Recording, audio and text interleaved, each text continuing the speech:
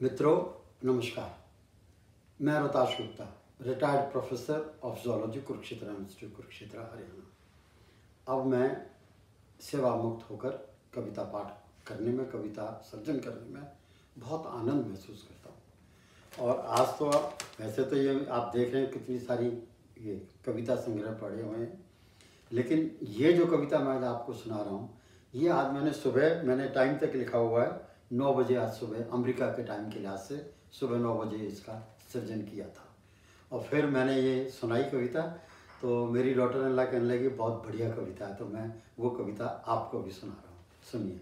और देखिए इसमें एक चीज़ का पता लगता है कि जीवन में हर्ष और उल्लास और प्रसन्नता ये हमारी आँखों और मन के ऊपर आधारित है, इस पर ज़्यादा डिपेंड करता है।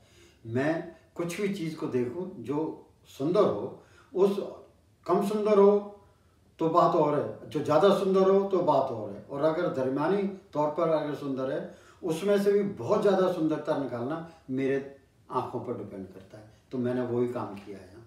तो मेरा यहाँ आम और आम के पेड़। आज मैं जो आपको कविता सुनाऊंगा वो है आम और आम के पेड़। देखिए सुबह लिखी थी आज।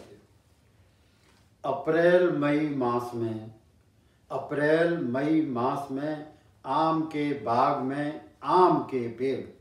अप्रैल मई मास में आम के बाग में आम के पेड़ हरे हरे मोतियों से सुसज्जित लुभावने लगते हैं, चमकते हैं हरे सितारों जैसे कुदरत के अजूबे लगते हैं। समूचे बाग में, अब देखो कवि क्या कह रहा है, समूचे बाग में तमाम पेड़ों को देख, समूचे बाग में तमाम पेड़ों को देख, मालिक व माली मन ही मन मुस्कराते हैं, हृदय में ढोलक बजती है और नैन झांझ बजाते हैं। मई के अंत तक, अब देखो कैसे वो तस्वीर खींच रहा है कवि। पहले बात जो उसने कही थी अप्रैल और मई, अब मई के अंत में आ गया है। मई के अंत तक और तमाम जून व जुलाई के अंतिम छोर तक। कहता है मई के अंत तक और तमाम जून व जुलाई के अंतिम छोर तक हरे हरे आम जवानी में लाल रंग की चुनरिया ओढ़। देखिए क्या नज़ारा खींचा कवि ने। हरे हरे आम जवानी में लाल रंग की चुनरिया ओढ़, लुभावनी महक गंध सुगंध से चंपा चमेली पारिजात मोगरा से धीमी धीमी खुशबू बिखेर माहौल पर वृष्टि समान आच्छादित हो जाते हैं। रस भरे ये फलों के बादशाह जनमानस को मधु समान रस से भरे घड़े नजर आते हैं।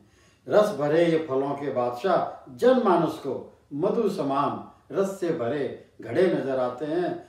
टोकरी टोकरा लकड़ी की पेटी में सज धज कर, टोकरी टोकरा लकड़ी की पेटी में सज धज कर दूर दूर तक जनमानस के हृदय पटल पर सज जाते हैं और जीव को बहुत भाते हैं। आप देखिए अंत में अब कवि क्या कह रहा है, क्योंकि यह मैंने अपने दादा लाला फकीर चंद से ये मैंने शिक्षा ली थी। कोई भी आपके सामने एक गिलास फूका गिलास भी पानी का है ना, तो एक बारी तो इसे नमन करके फिर इसका आनंद लो। तो वही कह रहा है ये जब इतने अच्छे आम हैं तो उन आम के बारे में उनको भी नमन करना चाहिए। तो कहते हैं नमन है फलों के राजा आम को, नमन है फलों के राजा आम को, नमन है आमों से लदे आम के बाग को। कवि देखो क्या कह रहा है, कैसे उद्गार अपने व्यक्त कर रहा है। और ये उद्गार अगर देखा जाए कभी समस्त मानवता के विचार प्रकट कर रहा है आम और आम के बागों के लिए। तो क्या कह रहा है, नमन है फलों के राजा आम को, नमन है आम से लदे आम के बागों को। हम आमों से अब आम जूस, पन्ना, मिठी चटनी, मैंगो शेक, स्वीट डिश, अचार, खटाई, बोतल बंद आम जूस वर्ष बनाते हैं और वर्ष भर आनंद मनाते हैं। मैं आपको ये फिर पढ़ूंगा।